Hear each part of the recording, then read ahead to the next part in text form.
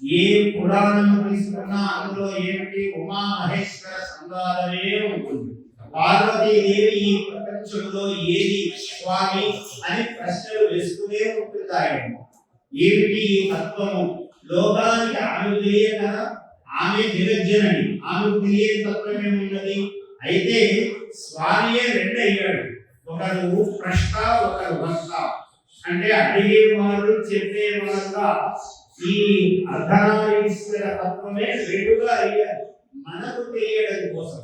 అమ్మవారు అడిగిన అనేక ప్రశ్న సమూహములకు స్వామి వారు సమాధానం చెప్తూ ఉంటారు. వాంగ్మయ ప్రపంచమంతా కూడా ఈ ఇద్దరి కారణంగా, ఈ ఒక్కరి కారణంగానే మాట్లాడితే అద్వైత స్వరూపం.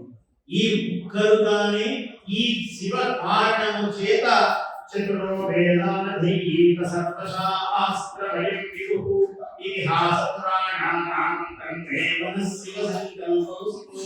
కాబట్టి సర్వవేదములకు ఎవరి యొక్క విశ్వాస నిశ్వాసములు వేదమో అన్నాడు.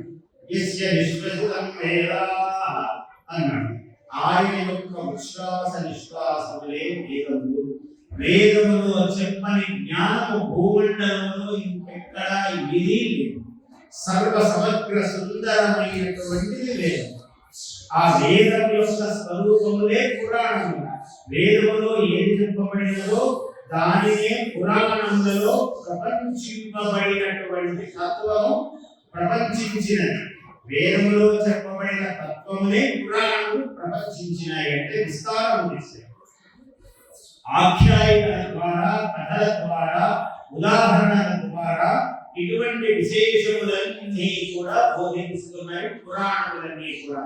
అందువల్ల పరమేశ్వరుడు మూలతత్వమై కూర్చొని సర్వజ్ఞానమూర్తి సర్వజ్ఞ అంటే ఒకే ఒక్కరికి అన్వయం అవుతుందయ్యా ఈ శబ్దము అన్నాడు. ఎక్కడ అన్వయం అవుతుంది? మహేశ్వర అన్నాడు. ఆ సర్వ ప్రపంచమునకు అధీశ్వరత్వం. అందుకే ఒక ఆయన అన్నాడు చాలా సుందరంగా, ఏమన్నాడంటే మహేశ్వరేవా జగతాం అధీశ్వరే జనార్దనేవా జగతంతరాత్మని నవస్తు భేద ప్రతిపత్తిరస్తివే తథా విభక్తి తరుణేందు సేహరే. చాలా సుందరంగా అన్నాడు మహానుభావుడు ఆయన. అంటే మహానుభావ ఏం లేదు, నాకు మహేశ్వరేవా జగతాం అధీశ్వరే, ఈ జగత్తులకు అధిపతి అయినటువంటి మహేశ్వరుడు ఉన్నాడే, ఆయన ఎంతైనా సరే జనార్దనేవా జగదంతరాత్మని, జగద అంతరాత్మ అయిన ఆయన ఉన్నాడు. అధీశ్వరుడు ఒక ఆయన, అంతరాత్మ ఒక ఆయన. ఈ అంతరాత్మ అయినటువంటి జనార్దనుడు ఉన్నాడే, ఆయన యందు నా వస్తు భేద ప్రతిపత్తి అస్తివే, నాకేమి వస్తువులో భేదము లేదు. ఈయన జనార్దనుడు, ఈయన జగదీశ్వరుడు అన్నటువంటి భేదమేమీ లేదండి.